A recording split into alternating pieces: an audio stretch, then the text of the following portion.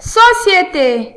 Le député Soro Kanigui, président du RACI, affirme qu'il faut mettre fin aux activités des dozos. Après l'ONUCI qui a dénoncé, le vendredi dernier dans un rapport rendu public, les exactions des dozos dans certaines régions de la Côte d'Ivoire et recommandé de mettre en œuvre toutes les mesures nécessaires afin que les dozos cessent d'exercer des fonctions de sécurité. C'était au tour, le samedi dernier du RACI, Réseau des Amis de la Côte d'Ivoire, par la voix de son premier responsable, le député Soro Kanigui, d'interpeller l'État pour qu'il soit mis fin aux activités de cette confrérie. Il faut mettre fin aux activités de la confrérie d'Ozo dans toutes les régions du pays qui ne partagent pas cette culture, a-t-il souhaité. Le RACI, qui est une fertière des députés, maires, cadres de l'administration publique et privée et aussi des leaders de la société civile, s'est engagé dès sa création à s'impliquer dans le processus de réconciliation nationale. Au cours de la cérémonie de présentation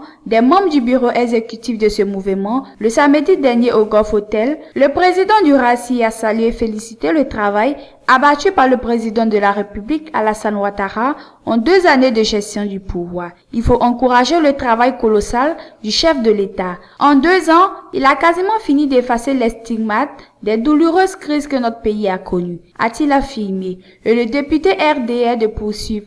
Nous adressons un vibrant hommage au président Henri Konan Bédié, qui, au-delà du PDCI, constitue aujourd'hui le ciment de notre nation. Pour Soro Kanigui, ni le CDVR, ni les États généraux de la République proposés par le FPI ne peuvent réconcilier les Ivoiriens. Pour nous aujourd'hui, il y a une responsabilité à prendre pour sauver notre peuple et le protéger pour les générations à venir. Il s'agit de réconcilier les Ivoiriens, de faire de notre peuple un peuple fier de son identité nationale, un peuple tourné vers l'avenir et qui se construit. Il nous faut donc sortir du tribalisme, de la méfiance ethnique et religieuse. Pour ce faire, il fallait un cadre objectif où tous les Ivoiriens, quelle que soit leur obédience politique et leur statut social, puissent se retrouver pour débattre cordialement et amicalement afin de choisir ce qui est bon pour notre pays. C'est pourquoi le RACI a mis en mission des femmes et des hommes décidés à prendre leurs responsabilités historiques, a-t-il indiqué.